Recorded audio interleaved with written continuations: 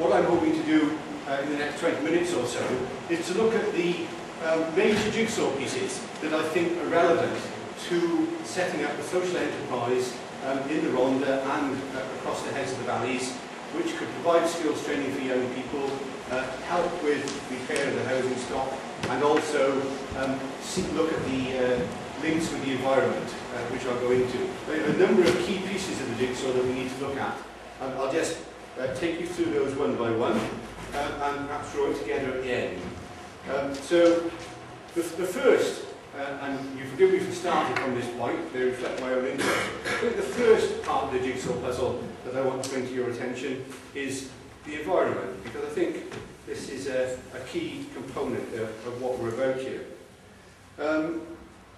Since Christmas, the New Year, it's been very difficult to look at the television, look at the news, open a newspaper without seeing reference to climate change and or global warming, however you want to refer to. Climate change has moved into the top league of the political agenda, and I think one of the things that kicked that all off was the publication of the Stern Report, which was the Stern Report made or reflected on the economic implications of climate change, perhaps for the first time.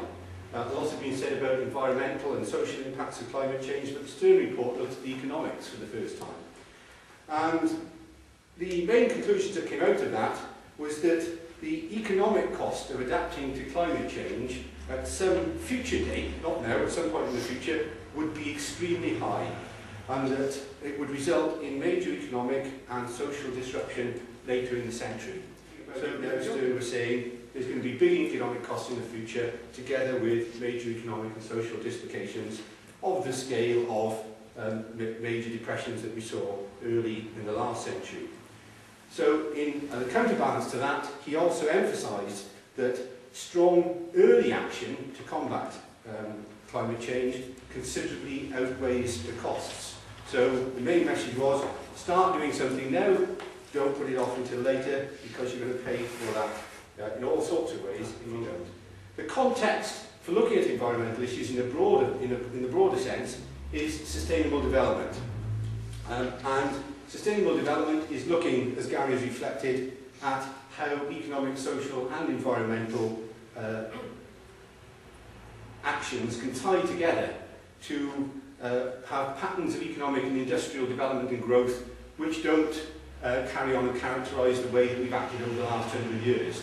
What we've done from the Industrial Revolution on really needs to be thought of as old ways of doing things. We need to look at new ways of doing things. And Mike German has said that Wales was at the forefront of the last Industrial Revolution. Why can't it be at the forefront of the Sustainable Development Revolution, which is the sort of scale of action that I think we're looking at. So environment is something to keep in the back of your mind as we go through these other jigsaw pieces. Housing is the next one. Clearly this project is focusing upon construction skills, housing, repair and so on. Seeing what the government has got to say about housing in relation to climate change, it says it's committed to a 60% reduction in UK carbon emissions by 2050 compared to a 1990 baseline, and that by 2016 every new home will be a zero carbon home. So by 2016 all of new house builds will be so well insulated and generating their own electricity that they will not be putting CO2 into the atmosphere. Now 2016 isn't very far away. That's a very challenging target for all new build zero carbon homes by 2016. What we might think about that is, if all new homes are going to be zero carbon homes by 2016, how long would it take before all properties became zero carbon homes? I don't know whether anybody's worked that out, but I suspect it would be quite a long time, because the turnover in housing stock is obviously quite a long one. Properties.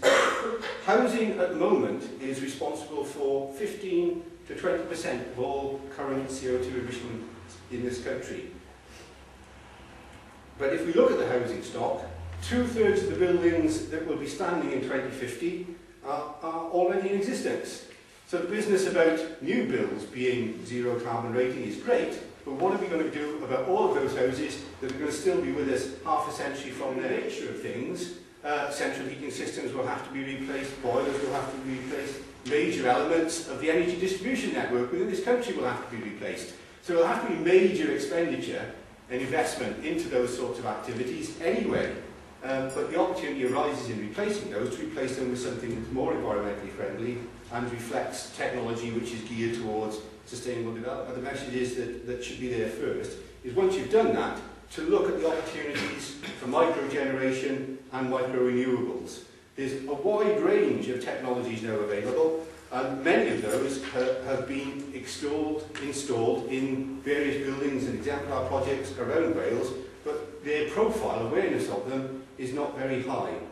The range of technologies that we're talking about, and the number of technologies that are available, is growing all of the time. So, looking at the housing stock in Rhondda, Cynon Taf, as Gary was saying, there's going to be new capital investment linked with housing stock transfer. There's going to be new organisational structures set up to deal with this. If we look at some of the things that have been done already, the Assembly, for example, has undertaken research into how to build energy efficiency measures into housing stock transfer arrangements. Well, that research could easily be adapted to look at how microgeneration and micro-renewables are built into housing stock transfers as well. Third piece of the jigsaw. Lots of recent activity in Rhondda, Cynon Taf, linking together construction skills training, housing, economic development and community regeneration. And just to exemplify some of how many people. So an awful lot of things going on in the Rhondda that revolve around training and the housing stock, which provides a real opportunity to pull things together, perhaps in a way that reflects partnership working and sustainable development. Next piece of the jigsaw puzzle, social enterprise. All sorts of strategies that relate to social enterprise. The WAG has its own social enterprise strategy. I think the thing about social enterprises is that they direct their attention to meeting environmental and social needs directly, while maintaining an interest in keeping that financial bottom line in the black. A lot of relief of poverty through economic growth relies on the fact, or has done in the past, that as an area is regenerated and businesses grow, then there's the knock-on effect. The wealth dribbles down to those who are least well off. And that's talked of in the same ways in terms of developing economies in the third world. If we grow the global economy, the benefits spill out to everybody. Social enterprises are looking directly at the social and environmental needs and meeting them while addressing the economic bottom line at the same time. So rather a more direct route. If we look at the ability of social enterprises to deliver services to the public or to other purchasers in Wales, the track record's a fairly strong one in some sectors. I made reference when I started to my own involvement with Newport Waste Savers and the fact that we're doing curbside collection for 56,000 households in Newport on behalf of Newport City Council. That's one of the premier social enterprises in Wales. Similar sort of thing is happening with Torfaen Clean Stream Recycling in Torfaen. So where you can get partners together, you can create viable, effective social enterprises that really deliver.